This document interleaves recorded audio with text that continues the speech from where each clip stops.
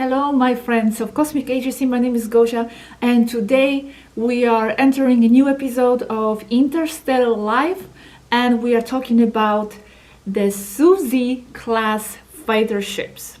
Suzie is going to be explained in the video what these letters S-U-Z-Y actually mean. It doesn't come from the name Susanna, it's nothing to do with the name. So just wait for that. It's first of its kind, the Suzie class fighter ship, and it was used by Swaruu, all her variants, Swaruu, and it was so-called Suzie 1.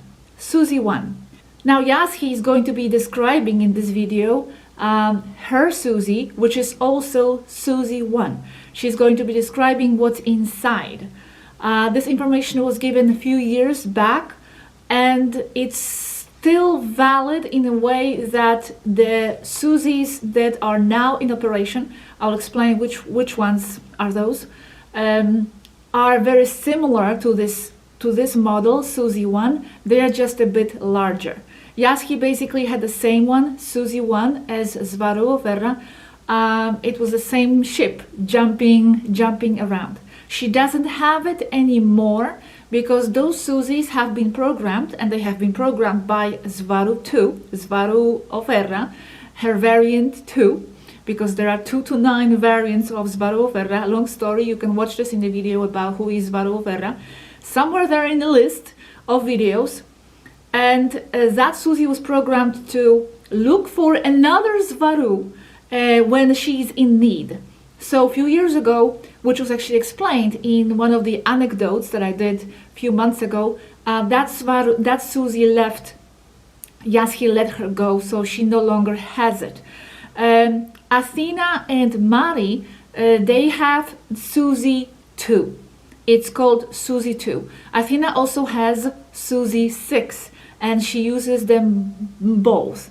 It's going to be explained more in a Super Suzy, in the Super Suzy video, which hopefully will come next. As I said, this information here is valid because the insides are very similar. The other Suzies, the newer ones, are a bit bigger but similar inside. Now about how it looks, of course we don't have any photo or any image that is exactly like Suzie, but there, closely enough, there is a ship that appeared in Star Wars, and that's Phantom X-70B, and it looks quite similar to what Suzie looks like. So I'm going to use that model as a resemblance model for Suzie. Now other ships that appear in the video are of course AI generated, and all the insides, all the interiors, the rooms, and how everything is there is also AI generated. I try to actually generate those images according to the descriptions as best as I could, but of course AI programs are not perfect, so I was not able to have exact descriptions, images descriptions of what Suzie is like. So it's just more or less. And also I have to mention about Yazhi pictures, because here I'm going to use images of Yazhi also generated by the AI program, just to illustrate a little bit the scenes. It's as if Yazhi is taking us on this journey, on this tour inside Suzie. So her images are going to appear, but AI generated, unless I specifically say that it is Yazhi photo. So in the beginning there's going to be Yazhi photo, a little bit edited, and then there's going to be total AI generated images, and then, and it's going to be indicated, there will be a few images where actually Yazhi's real face is merged with the scene and with the AI generated image. And actually I received some help from CIC on this, spontaneously came out, so thanks guys for that. But it's going to be indicated which image has her face merged. About that curious feature that Suzie 1 had about, listening to another Swaruu and going away, when another Swaruu is in need. That feature supposedly, from what I understand, it will be confirmed in Super Suzy video. It has been programmed and put in only in Suzy 1. In Suzy 1. So Yazhi had that ship and Swaruu of Erra, but Athena and Mari have Suzy 2. Also DK, Dorkalel, because it's not just Svarus that have Suzis. There were some other people in the past, and Dorkalel also has one. And he doesn't have this feature. It was checked, and he doesn't have the feature to look for another DK when another DK, Dorkalel, is in need. The Suzy ships are totally 100% female design. They are female design, and they are used, but not only for the sand clock programs. And it will be explained in this video by Athena what exactly the sand clock program is. Well, a short description of the program, but it is basically an elite group of fighter pilots with temporal manipulation knowledge and skills. So basically time traveling squadrons. So the Suzis are used by those squadrons. But not only, there is also another user for Suzis, and this was actually explained by Athena just a few days ago, and this is a defense fleet for the queens. So that's where the Suzis are also used. And Sand Clock elite groups do not only use Suzy, they also use another type of ship, and it will be explained in this video as well. The Suzy ships are super special. They are much different. They are more equipped with classified technology than other fighters, and that technology, from what I understand, is even classified for Taygetans. So only that really special elite core group that is trained to use Suzis know what technology is there. So enjoy the video. I will try to make a Super Suzy video right after it, but it depends on Athena if she's going to be available, if I'll be able to complete the information. And the Yazhi video coming up after that, hopefully as well. I'm actually waiting for voiceover from Claudia for Anneka. So when I have that, I'm going to start working on that as well. Enjoy the video.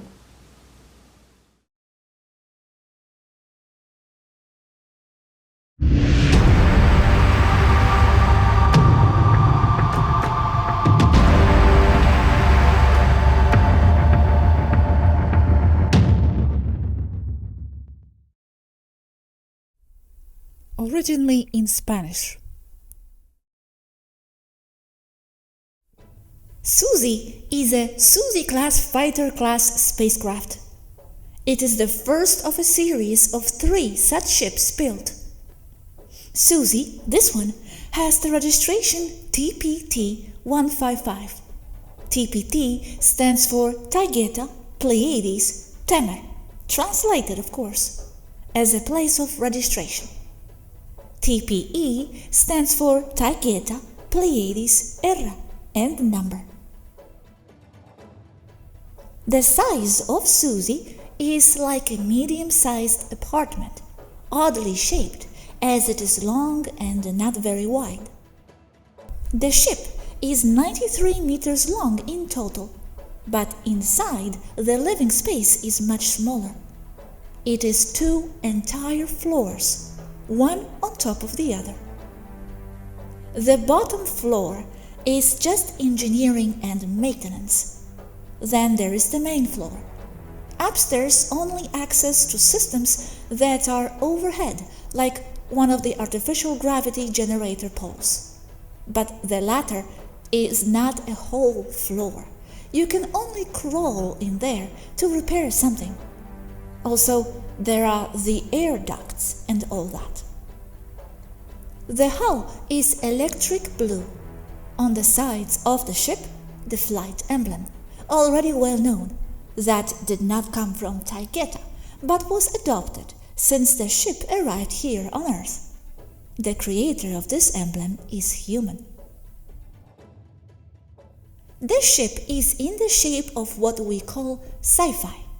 It is long, with wide fins at the back, cabin at the front and engines at the back.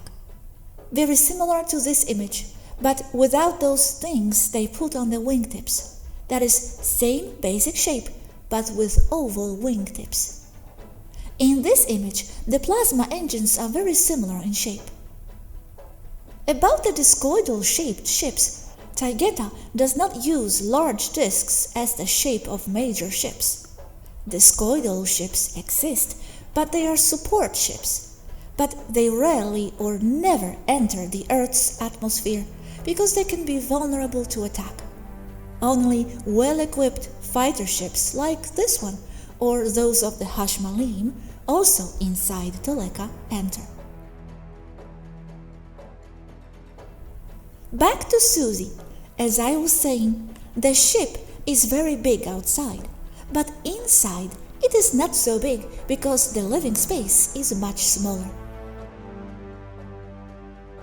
Walking into the ship directly from the front and from the outside, you will see a wide metal ramp about the size of a car lift, and it has been used for that. You walk up the ramp, and on each side there are hydraulic pistons that raise and lower it. Some pieces of technology are simple and work well.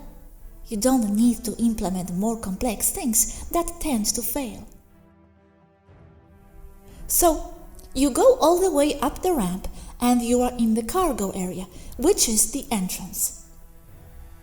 Towards the back, you have the interior space of a two-car garage, one behind the other, but 1.5 times wider, with fasteners on the floor for vehicles or equipment.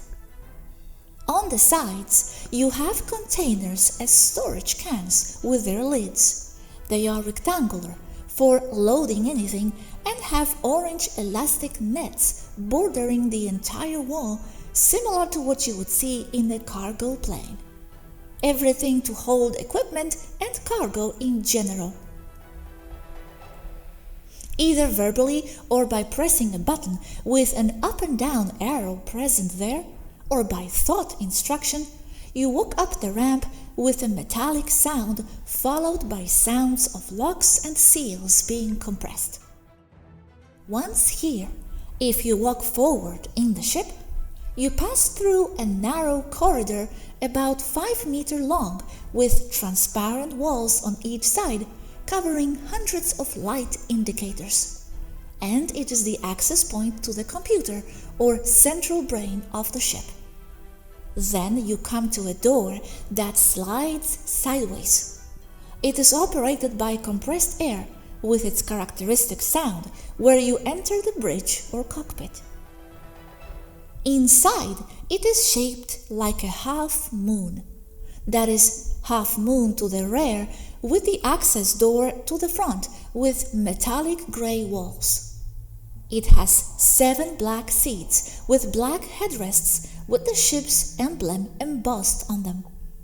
The seats have copper-colored stitching. There are 3 sets in the rear, followed by 2 in front, then a step, and 2 more to the front, pilot and co-pilot. From the step, the floor is transparent. There are 2 consoles in front of the last 2 seats, and in front of them, there are 2 joysticks, similar to this image. And to the sides of the seats, which also slide forward and backward at will, with consoles and all, there are 2 joysticks that go up from the floor. Very basic, but similar to this image. As I was saying, the cockpit is completely transparent at the front, top and bottom. Although outside, it is not appreciated in the same way, since the hull outside does not delimit the cabin as it is seen inside. There is no glass or anything like that. It is the same hull metal made of polymorphous titanium, which is transparent as well. And it has the same strength as the rest of the hull of the ship. As controls, holograms pop up around you that you can resize and reposition at will as displays up front. And they give you navigation data and the physical position of the ship as an artificial horizon, altitude, linear velocity, ascent speed, and engine data.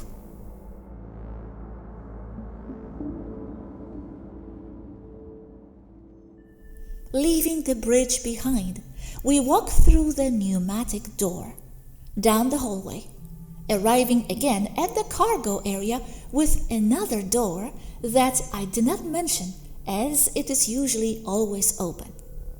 We walk to the bottom of the cargo area, going around the ramp if it is under or walking over it if it is up, where we enter through another pneumatic door into a long hallway with more pneumatic doors on each side.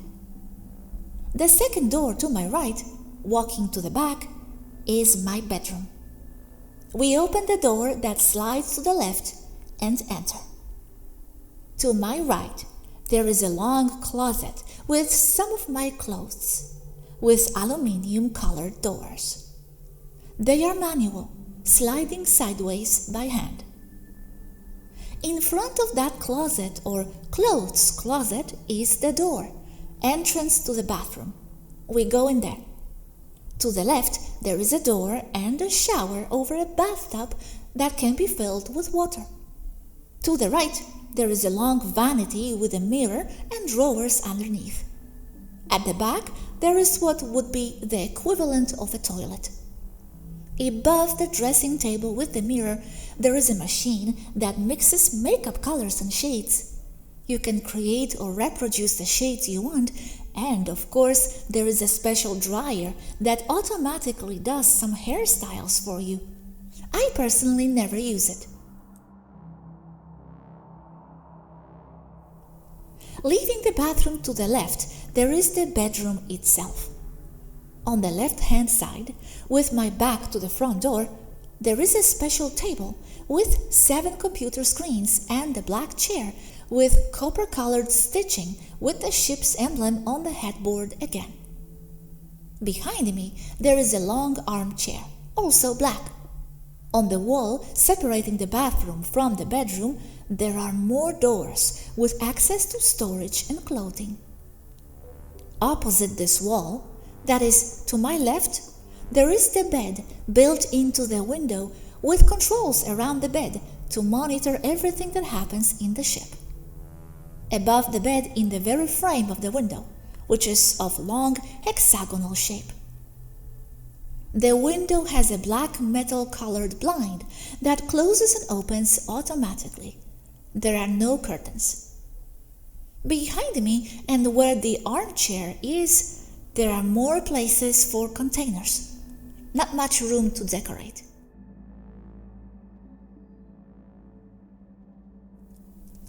Leaving my room, there are 6 other doors leading to 6 other bedrooms, totaling 7, like the seats in the front. That is, there are 4 tiny bedrooms with their bathrooms on the starboard side, right side, and 2 equally small bedrooms on the port side, that is, left side, with a third one between them twice the size, which is the captain's chamber, which is mine. Total 7. The last 2 bedrooms to the rear contain the equivalent of electrical capacitors and equipment that I installed to increase the ship's power, part of the motors that power them. Off this hallway, there is the eat-in kitchen. In the center, and blocking the way, there is a round table with screens above surrounding it and controls in the center. This entire area is white. Looking back to the left, there is the stove and 3 ovens, and the work table, where the food is prepared manually. It can be on automatic, but I don't like it. To your right, there are the cupboards and refrigerators. If you walk to the back, past yet another pneumatic door, there is another hallway with smoke-colored transparent walls, with electric controls for everything. On the floor, there is another door leading to the hull engineering area. Another whole floor below the current one, but full of gadgets and wires, tubes and all. Then, walking to the back, you come to another compartment in the same shape as the galley. On the walls, you find equipment in its drawers or containers. 7 entire spacesuits in vertical containers hanging there with transparent lids. In the center, there is the receiver of the tractor beam, where the things or people to be moved arrive or depart from. The apparatus itself is white with silver. It is like a sphere of 2.6 meters in diameter, and it is located on the floor below, just below this point marked on the floor with a wheel and a solid grid. In the tractor beam room, next to the spacesuits, there are also the first aid medical supplies, complete with a med pod on each side. That is, with a total of 2. They are horizontal, white with glass dome-like cylinders, half white, half transparent. And if we walk through another door, we pass through another corridor with ship's spare parts containers. And passing through yet another door, we enter the engineering area, all white, even the floor, only with aluminum-colored borders. At the back, there are 2 consoles with holograms above with technical data for each of the reactors. There are 2, side by side. They are independent zero-point reactors, quartz Merkaba base in zero gravity, and they never need to be recharged. On the sides, 2 corridors surrounding each side of the reactors. In each one, access to reactor maintenance and cooling systems. They also lead down to the engineering floor that runs the length of the ship below the main floor or deck that I now describe. As we pass through 2 doors, especially strong and thick extreme pressure bulkheads, we enter an engine control room, the back of the engines. Again, control consoles on both sides with hologram gauges and traditional displays. 2 huge white cylinders. The back of each engine protrudes into the room and disappears into the back wall. This area is full of tidy cables and all kinds of containing piping. And in this area, only the magnetic shafts of the 2 motors can be serviced. These are the 2 white cylinders, huge, about 5 meters long by 1.5 meters wide or so. Below, on the engineering deck, you can see other points of the engines. Regarding the engines, these are a magnetic turbine with an individual power of 2.5 TeV, potentiated to 3.5 TeV power. Combined, 5 TeV to 7 TeV of magnetic power output in the form of high-pressure plasma. TeV equals trillions of electron volts. 2 counter-rotating electromagnetic plasma turbines powered by 2 zero-point reactors on the floating quartz crystal base. Also, down below in the engineering deck area or floor, there are gravity cancellation generators at strategic points on the hull and artificial gravity systems by magnetic specific frequency flow. These gravity cancellers or gravity generators act as control surfaces as would be the ailerons and rudders for a conventional aircraft.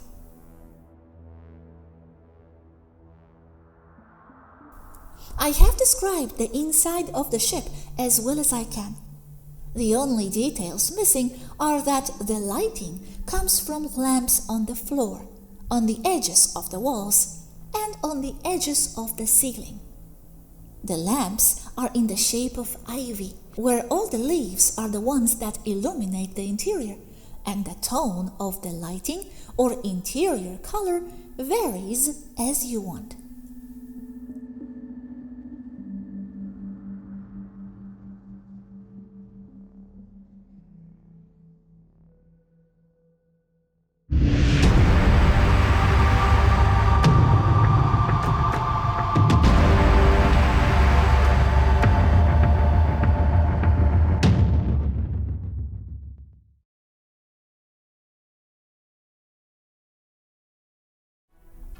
The name Suzy has nothing to do with Susanna, but it is a name that is the acronym of some words in a Taygetan. The words would be Sasakahana, which would mean advanced, Urik Nazaka, which would mean combat or hunting, Zurka, which would mean technology, Ineketa Sku, meaning starship. Suzy is the first of her kind. Suzy class. That's why it is named after her. When they are close, they integrate. They pass data like with a high-speed USB, in a manner of speaking. This is done by muons, neutrino transmission. It's why data is passed in real time, because in itself, they are harmonics of a frequency encoded as messages. The neutrinos only serve to create those harmonics. Back to Suzy. Wrong silhouette, right silhouette.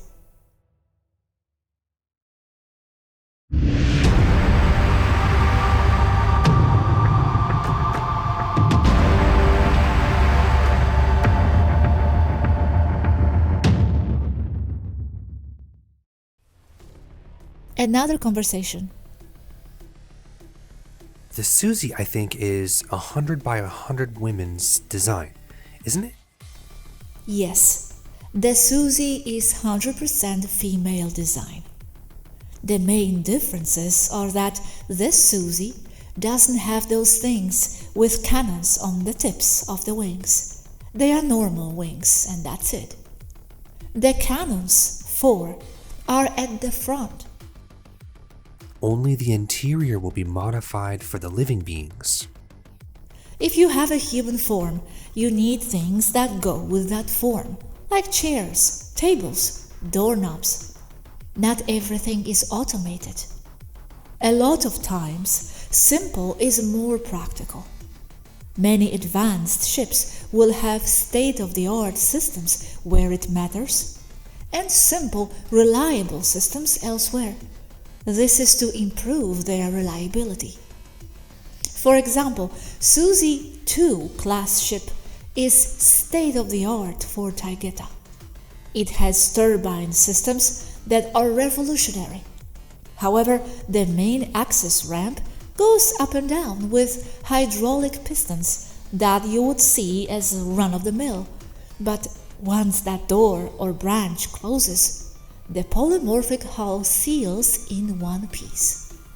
So you can see old and reliable working simultaneously with very advanced technology.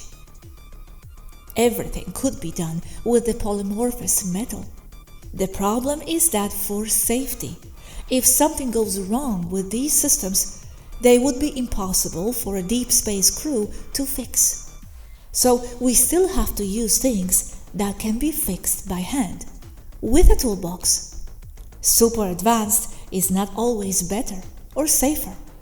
Like a 97 Mercedes, it lasts forever and you can fix it. Or a 2020 Mercedes that falls apart at the end of its warranty and no one can repair it, not even at the dealership it came from. What makes Suzy's different? Their technology is the most advanced in fighter class technology, including engines. Are Suzy's the only kind in the Sandclog teams? Negative. They are also using Pulsar-class fighters. Sandcloak is only the user, the squadrons. A squadron is made of 12 fighter ships. Sandcloak is one of the two main users. The second is fleet defense for the queens, and that is this squadron here, military branch. Okay, and how would you define a Sandcloak group? An elite group of fighter squadrons trained as Special Operations Air Group and with full temporal manipulation knowledge and training for strategic purposes. And any pilot can have a Suzie, or is it only for the Sandcloak? They are special for Sandcloak, only those can. And if all ships can jump in time, hyperspace, then why the Suzie only for the Sandcloak? They can jump with any ship anyway, can't they? Because they have equipment that is considered classified to even Taygetan standards and the fighter ships of the Federation itself. What I can say is that the metallurgy itself and many of the non-metallic materials are also special and more resistant.